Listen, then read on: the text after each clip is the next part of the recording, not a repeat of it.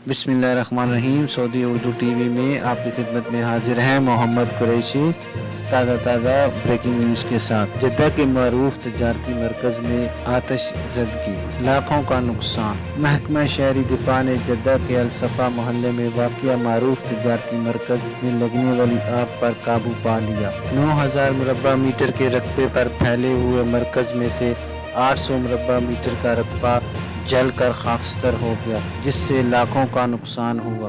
ताहम आतिशज़दगी से कोई नुकसान नहीं हुआ। सबक वेबसाइट के मुताबिक महकमा शहरी दिफा ने कहा है कि बरवक्त कार्रवाई करने से मरकज़ के कुल रकबे को जलने से बचा लिया गया है।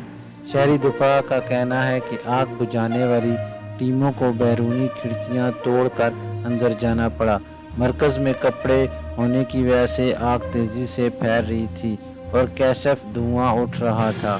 शहरी दिफा के तर्जुमान करबल मोहम्मद बिन उस्मान अल-करनी ने कहा कि आतिशज़दगी का मरकज़ दूसरी मंजिल थी जहां मलबूसात थे। उन्होंने ये भी बताया कि कर्फ्यू के बाइस दुकान बंद थी, जिसकी वजह से कोई जानी नुकसान नहीं हुआ।